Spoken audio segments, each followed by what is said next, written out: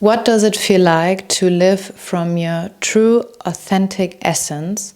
And how do you even recognize when you're living up to a false identity? This is the third question of my Awakening series.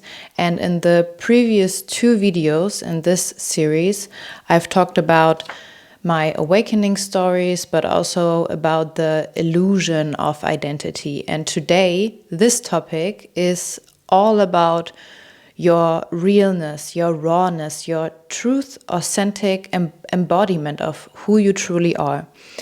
And going through this awakening process, man, it has been such a surprising and intense process, because there are areas in life we start to live up to a persona or some type of identity because we think we are this and that, and we act in a certain way because we are also influenced by our environment, by the people we grew up with, the place where we might go to school, and all these other areas. And I want to give like a very clear indicator. Your false self. What is your false self? How do you recognize when you're living inauthentically and when you're going into maybe like an identity that you're not truly are? Everything that is false is shrinking you, is making you adapt, and is kind of bending you in a way that you would usually not be. So everything that is in a way where you have to perform, where you adapt to your environment because you fear some kind of thing that is happening when you do or don't do the thing, that is false identity. And how do you recognize your true, authentic self? Instead of shrinking and holding back and it's energetically, you can feel it in your body. When you are authentic, when you're real, when you talk from vulnerability, when you're really be honest with yourself, with another person, then you're expanding.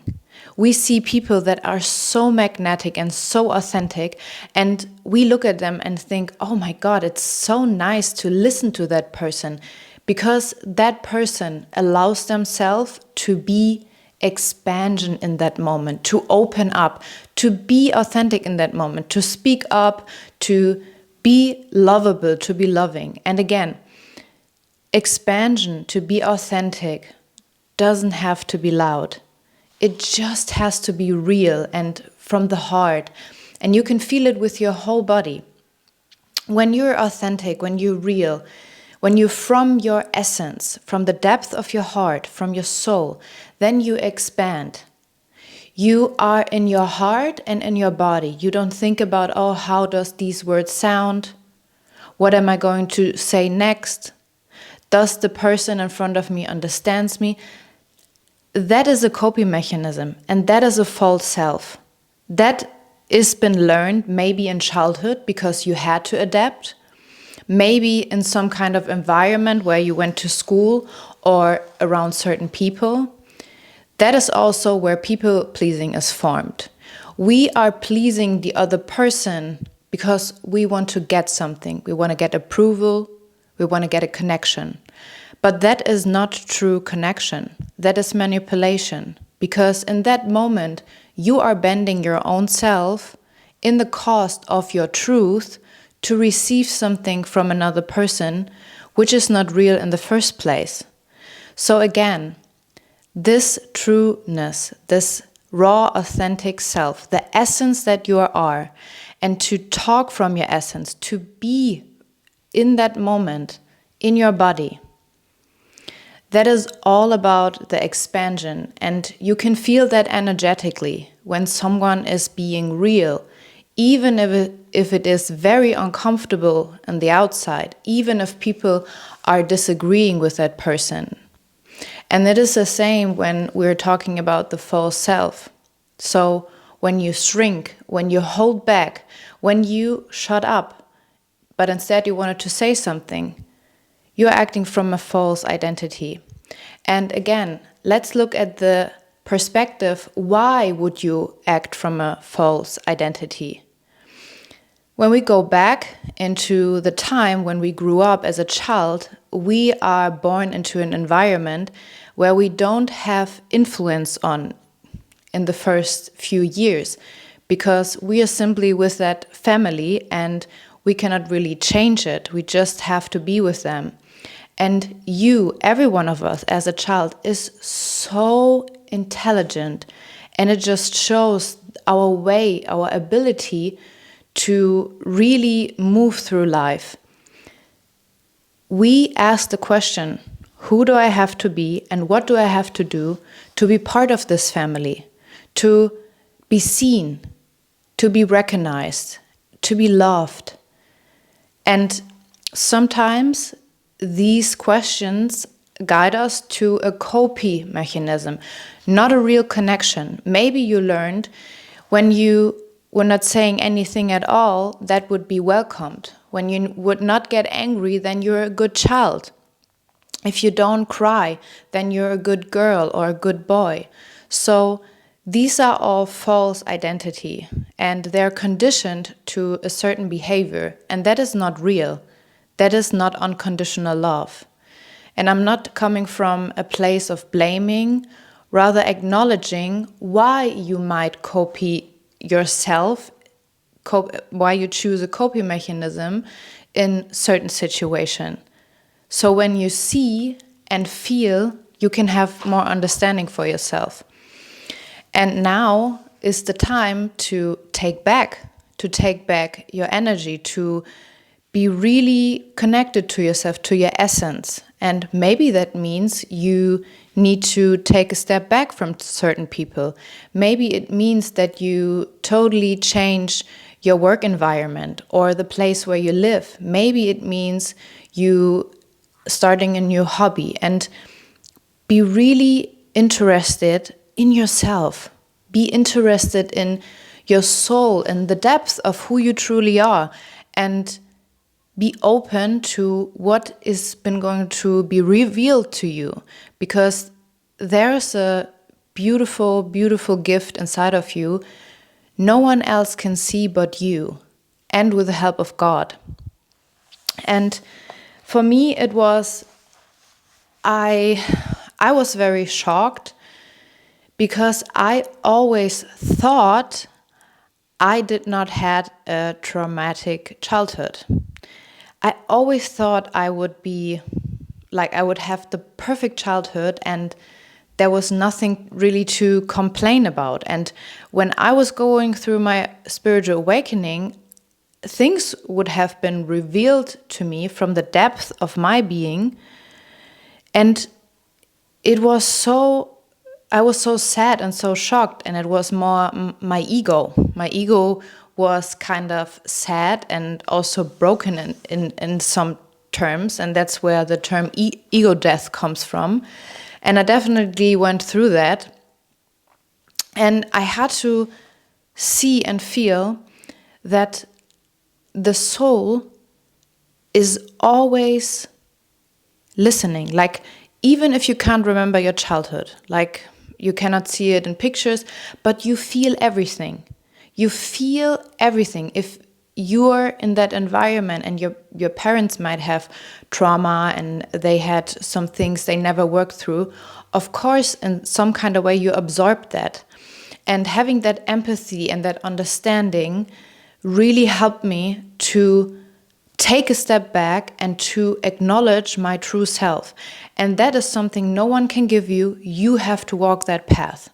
And I promise you, when you are being vulnerable, authentic with yourself, when you acknowledge the inner child, when you acknowledge an identity, you were playing a role, and you really dig into that topic and ask yourself, why? Why would I be adjust in certain situations? Why would I live up from a false self rather than an authentic self? What am I afraid of?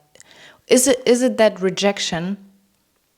And this is like such a beautiful indicator, because with everything that you experience right now, the fear of rejection, the fear of being seen, the moment when you speak up for yourself, that is all connected to our past. Somewhere in your past, you have made experiences that were dangerous in a way, because it kind of were dangerous for your survival. Because as a child, you want to be part of that family. And if, let's say, anger is not allowed, or when you have your own opinion and the people in your family would shut you down, you learn at an early age, it's not safe to speak my truth. It's not safe to say, I don't agree. I have a different type of opinion. My feelings also matter. If you learn that this was not welcomed, it is no wonder that you are afraid to ask for more money, or you are really standing in your truth in a friendship or with your partner. And again, it's not from shaming, it's become aware of that. Have empathy for yourself. And take that little girl, take her hand, and show her the path, because that's what she needs. So with all of that, with the awakening process, you really have that opportunity to become so truthful to yourself, and nothing in this world is more freeing than truth. No amount of money, no amount of status, not the place where you live, not beauty treatments, but the absolute truth of your essence is the most freeing thing you can experience in this lifetime. As a human being, as a spiritual being having that human experience, the truth of who you truly are can only be discovered by yourself and by no one else. That is what you have to give to yourself while you are here.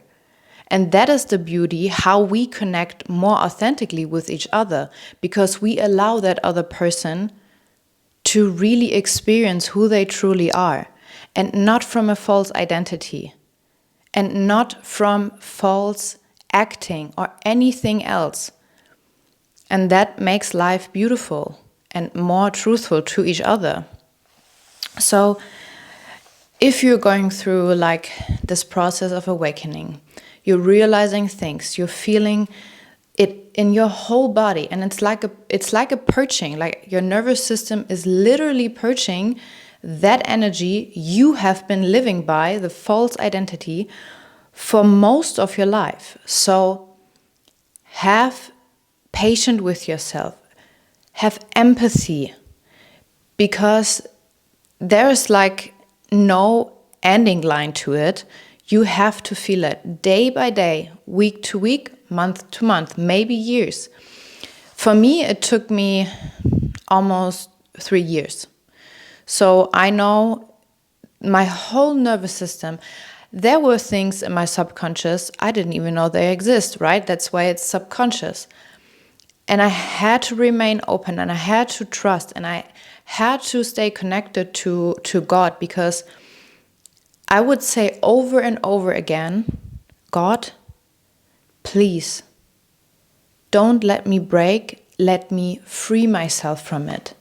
Transform me through this pain rather than break me, because that is a dark side you're going in. That is a very, very dark side of yourself. That's why it's called Dark Night of the Soul, because there's a lot of energies, and it's not only from you, it's collective, that have to be revealed. And that is integration. Integration doesn't mean you're always focusing on positive. There are both, and it is within you. It is the dark and the light. And because you know that, it's like the yin and yang. Because you know that, you integrate these two energies within you, and you decide how you live. You choose. You have the strength. So, from this topic, I want to encourage you to be very authentic with yourself. And I can only tell you, because I was listening to other people that had been going through a spiritual awakening, and I tell you, it's going to get better. I know I was waking, I was thinking, when does it stop? When does it stop? I'm so tired of it. I don't even know where to start. But I'm telling you, it gets better. Have empathy. Take day by day and really give yourself love. But from an authentic way. Not from an ego perspective, but really, okay, what does my heart need? And be nice to yourself. Be nice with your words. Be nice when you look in your mirror. Be nice when you take a shower, when you prepare food. Take your time and really, really be loving to yourself. Like on this path, you have to be compassionate with yourself. That is really, really nurturing your true essence and not your false identity. So, if you're on this path, take it day by day and feel. You are not alone with that. I know there can be this feeling and the illusion that you're alone and nobody understands you, and that is absolutely normal. And you know what? Not everybody will understand you, and that is okay. Because first of all, you have to understand yourself now. That is very important. So, welcome for everyone that's still new here. And I'm so happy we do this together, and I'm so curious everyone joining and walking this path with me. I feel very, very grateful for every soul that is here, and I will see you in the next video. Take care and greetings from Germany. Bye.